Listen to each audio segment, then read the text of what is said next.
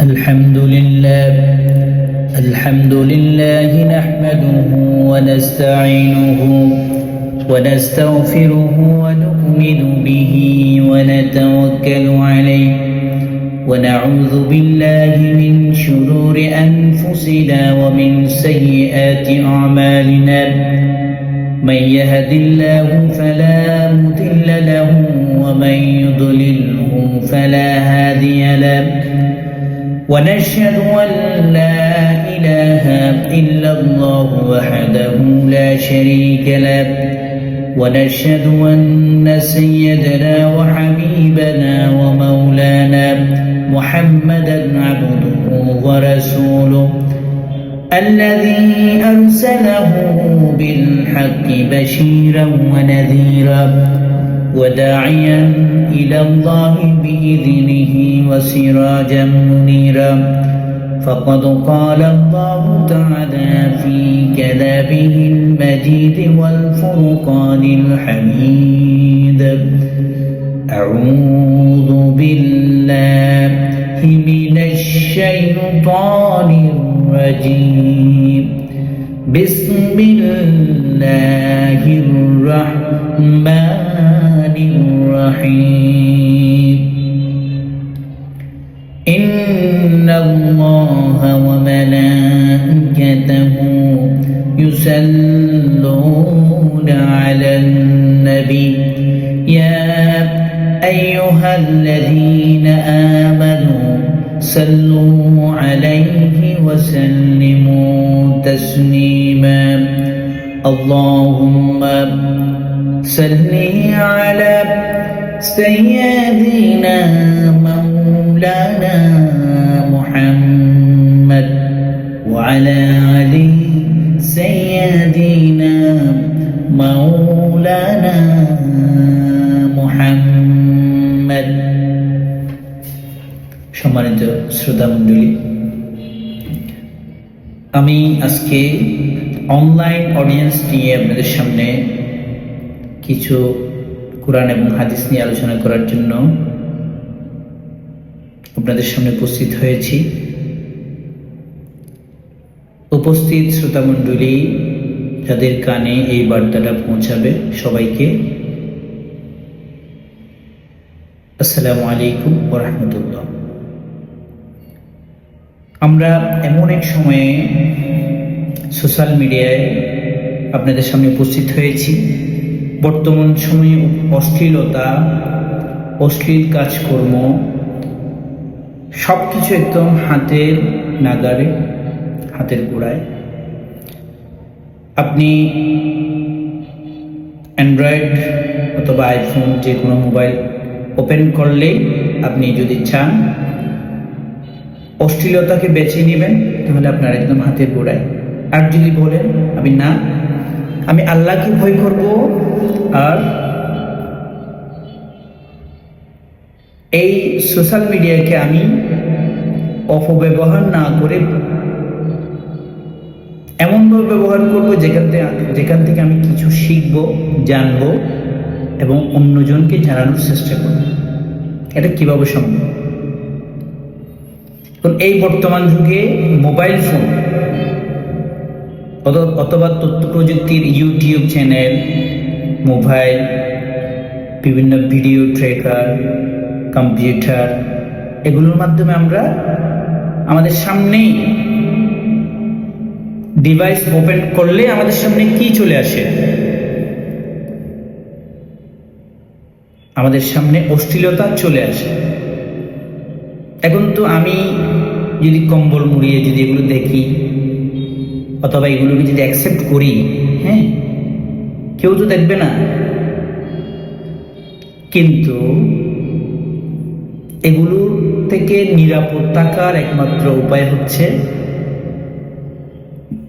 আমাদেরকে অদৃশ্য কাউকে ভয় করতে হবে। সে অদৃশ্য কেউটাকে তিনি হচ্ছেন একমাত্র পরওয়ারদিগার আল্লাহ পাক রব্বুল আলামিন। আমরা আমাদের অন্তরে যদি রব্বুল আলামিনের ভয় ঢুকাতে পারি, তাহলে আমাদের আর পৃথিবীতে কাউকে ভয় করা লাগবে না। আল্লাহর ভয় যদি আমার অন্তরে থাকে, তাহলে আমি যে কোনো একটা অন্যায় কাজ করার ক্ষেত্রে আমি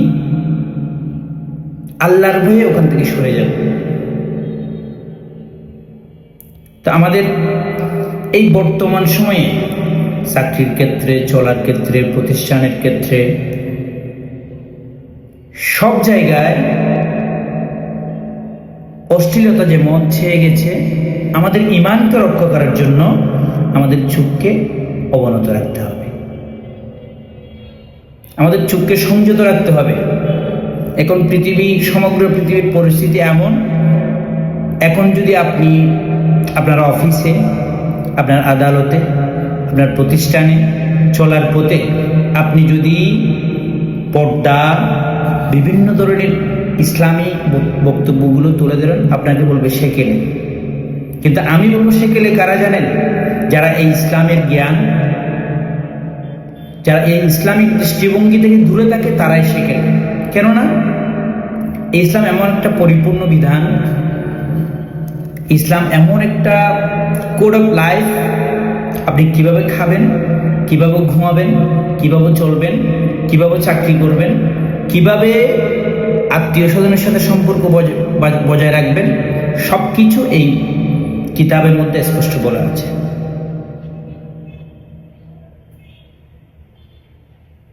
এটা হচ্ছে মানুষের জন্য একটা অমীয় বাণী।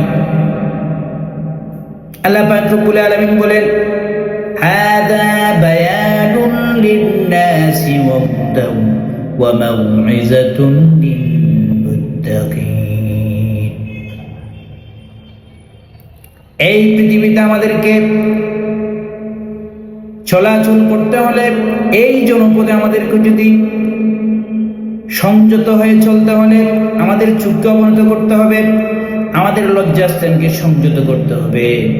এই কথা আল্লাহ পাক রব্বুল আলামিন পবিত্র কোরআনে ঘোষণা করেছেন, ইয়াকুদ্দু মিন আবসারিহিম ওয়া ইয়াহফাযু ফুরুজাহুম।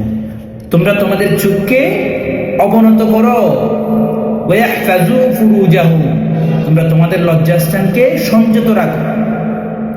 রাসূল সাল্লাল্লাহু আলাইহি ওয়াসাল্লাম হাদিস শরীফে বলেছেন, তার বাণীতে বলেছেন, যে ব্যক্তি তার জিহ্বা এবং লজ্জাস্থানের গ্যারান্টি দিতে পারবে, আমি মুহাম্মদ রাসূলুল্লাহ সাল্লাল্লাহু আলাইহি ওয়াসাল্লাম ওই বান্দার জন্য জান্নাতের গ্যারান্টি দিচ্ছি।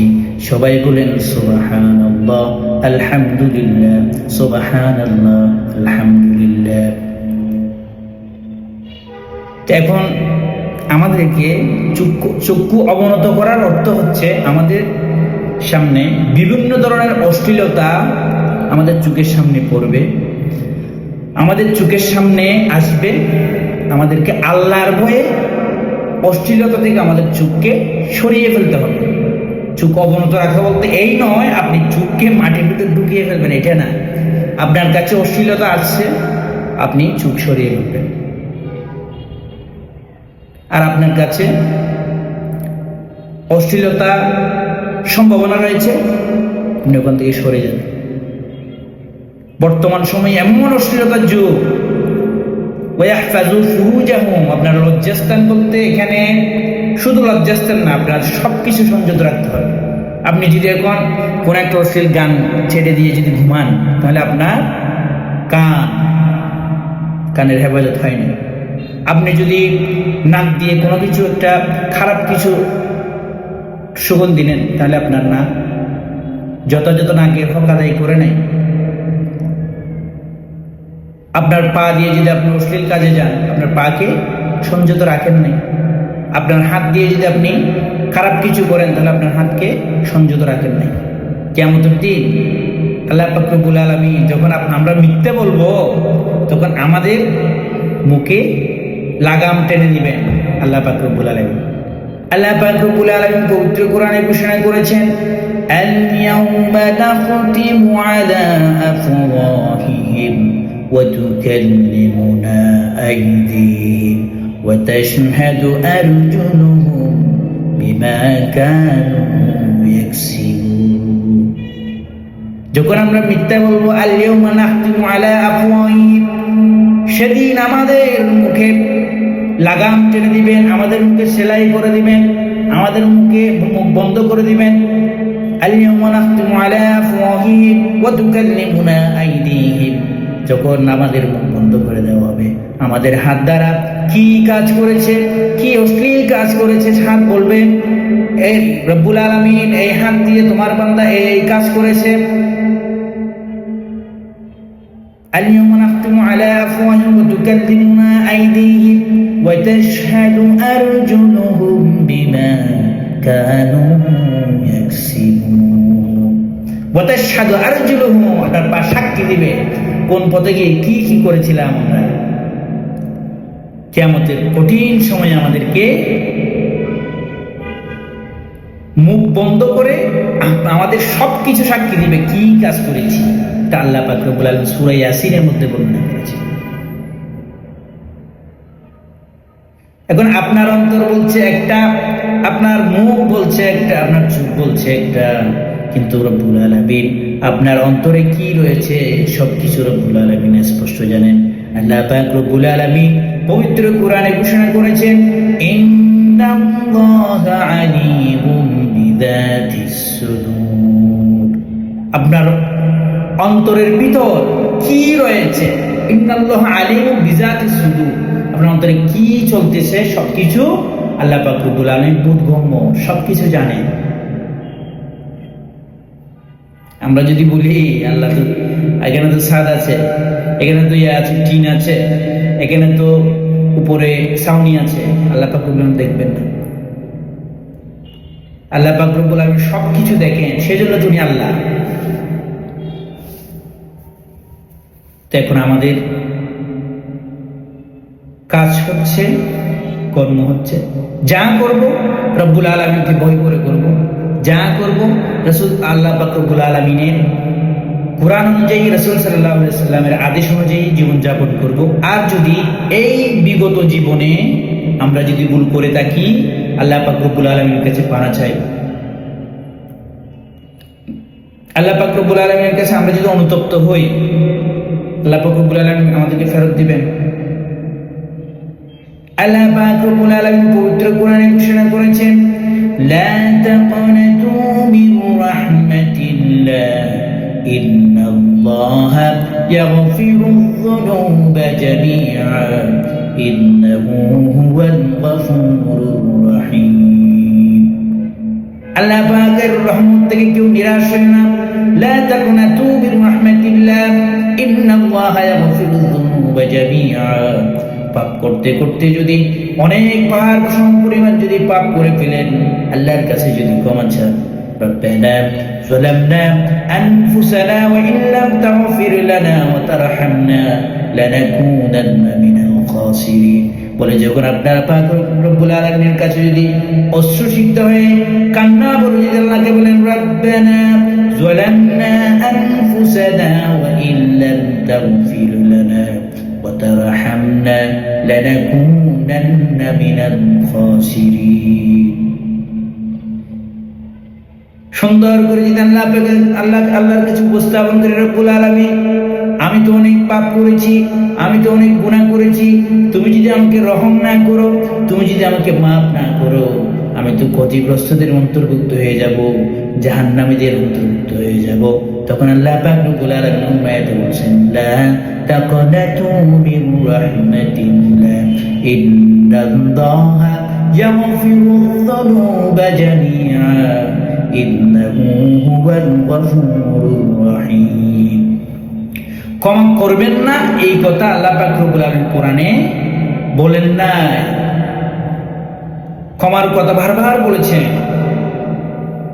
কিন্তু দুনিয়া থেকে চলে যাওয়ার পরে আল্লাহ পাক রব্বুল আলামিন কঠোর থেকে কঠোর হয়ে যাবেন। তখন আল্লাহ এই রহমতের যে রূপ দেখেছেন ঠিক পরবর্তী রূপটা এখন আমরা দেখি না।